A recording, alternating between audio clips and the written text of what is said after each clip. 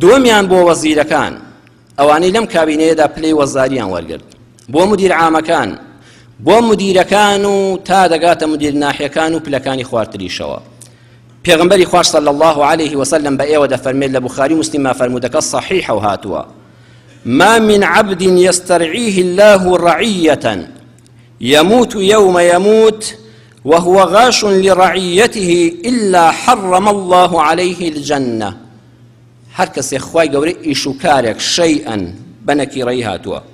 ڕعیەتەن میلەتێکی کەوتە بەردەست، شارۆچکەیەکی کەوتە بەردەست، دائیرەیەکی کەوتە بەردەست، دڵسۆز نەبوو بۆ خەڵکەکەی، غەشی لێکردن، ماڵی خواردن، وەکو یەک سەیری نەکردن، خواخوای بۆ ڕۆژ بەڕێکا و هاوڵاتیەک نەبینە مڕاجعەتی پێ بکە، بەم غەش و خیانەتە لەو میلەتەوە لەسەر ئەو پۆستە ژیا هەتا مردن یەخەی گرت و مرد، خوای گەورە بەهەشتی لەسەر حرام دەکا.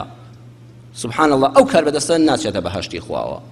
والله ئینسان دەبێ مچوڵکە بە لەشیا بێ.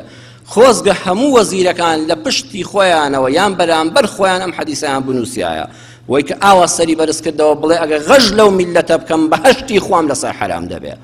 ئەگەر نوێژیش پێ و ڕۆژوش بگری، چونکە پێغەمبەری خوا صلی الله علیه وسلم وەزیفەکەی تۆی زۆر بە گەورە داناوە. خاتو عایشەی دایکمان ڕەزا و ڕەحمەتی خوای لێ بێ دەفەرمێ: سمعت رسول الله صلى الله عليه وسلم يقول في بيت هذا، دەستی ڕاکێشا بۆ ئەو شوێنەی ڕەسوول الله ڕوحمان بە قوربانی بێت لەو شوێنەدا نێژراوە. فەرمووی وەڵڵی لەو شوێنەدا کە ئێستا گۆڕی مبارەکێتی پێغەمبەر لەوێ دانیشتە بوو، دەستەکانی ئاوا بەدەست کردبەوە. کاشی بەڕێزم، کاشی کار بەدەست کە ساڵی 3-4 سەفەری لوبنان و تورکیا دەکەی بە خۆت و ماڵ و منداڵتەوە و بۆ گەشت و گوزار، خۆزگە جارێکیش حەج و عومرەیەکت بکردایە، بەڵام هەر بۆ تەرفیهات نا، بۆ ئەوەی بچێت گۆڕەکەی پێغەمبەری خوا صلی الله عليه وسلم ببینی لە مەدینە، بە چۆکا دانیشی و سەلام لە پێغەمبەری نازدار بکەی. ئەو دیمەنەت بێتە بەرچاو کە دایکە عایشە دەفەرمێت دەستەکانی بەرز کرد بۆ پێغەمبەر صلی الله عليه وسلم. بەو گوێانەی خۆم لە تەنیشتیەوە بووم، گوێم لێ بوو پێغەمبەری خوا فەرمووی: اللهم من ولي من أمر أمتي شيئا. خوایە هەر کەسێک لە کاروباری ئەم موسڵمانانەی ئومەتم ئیشێکی کەوتە دەست، فشق عليهم، کاروبارەکانی ڕێکوپێک جێبەجێ نەکرد، ئیشی خەڵکی قورس کرد، ئیمزای ئەمڕۆی دەخستە بەیانی و 3-4 ڕۆژ کابرای عەزیەت دەدا، بێبەزەیی بوو بەرامبەر بە خەڵک، بە کتابێک لەسەری دەنووسی بۆی بکەن، دوای تەلەفۆنی دەکرد دەیگوی وا من ناردوومە بەڵام هەر بەڕێکەن و عەزیەتی دەن هەتا خۆی وەڕز دەبێ.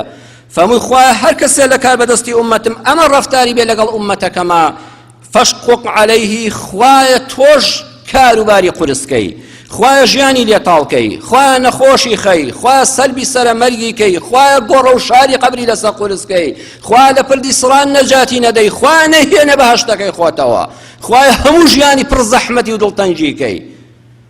ومن ولي من أمر أمتي شيئا، هەر کەسێک یەک کاروباری ئەم خەڵکە موسڵمانەی کەوتە بەردەست و ئیمزا و مۆرێک لەسەر مێزەکەی بوو، فرافق بهم، پیاوێکی بە حرمەت، ئافرەتێکی بەڕێز کە چۆ بەردەستی، شەر نییە یاسا هەموو کاروبارەکانی پێ بکرێ، شەر نییە کار بەدەست بتوانێت داواکاری هەر هەمومان جێبەجێکاوەی لە دڵماندایە، ئەمە ڕاستە لە هەموو دنیادا شتیوانیە، بەڵام زۆر نەرمونیان بوو، لەبەر خەڵک هەستا بەخێرهاتنی کرد، دەستی خۆی بە پیرۆستر نەزانی و تەوقەیەکشی لەگەڵا کرد، وتی کاکە گیان یەخوا بەخێر بێی، دایکەکەم خوشکەکەم یەخوا بەخێر بێی، خۆزگام کارە بکرایە، بەس وەڵڵاهی بە پێی یاسا ناکرێ، وەڵڵاهی لە توانای مندانیە. ومێدەوارم خوا دەرگایەکی ڕەحمەت بکاتەوە تۆش لەم گرفتە ڕزگارت بێ. بەم قسە خۆشانە ئەو میلەتەی ڕێز لێگرت، پێغەمبەر فەرمووی یا ڕەبی خوایە فەرفیق بیهی، خوایە تۆش لەگەڵی نەرمونیان بی، خوایە تۆش کورسەکەی پارێزراوکەی، خوایە تۆش بەزەیت پێدا بێتەوە، خوایە مەرگی ئاسانکەی، خوایە ژیانی بۆ ئاسانکەی، ماڵ و منداڵی ساڵحکەی، قەبری بۆ گوشادکەی، لەسەر پردی سیڕات ڕزگاریکەی. جەبرەی کار بەدەستم بزانە لە نێوان ئەم دوو عادە تۆ بەرکامیان دەکەوی.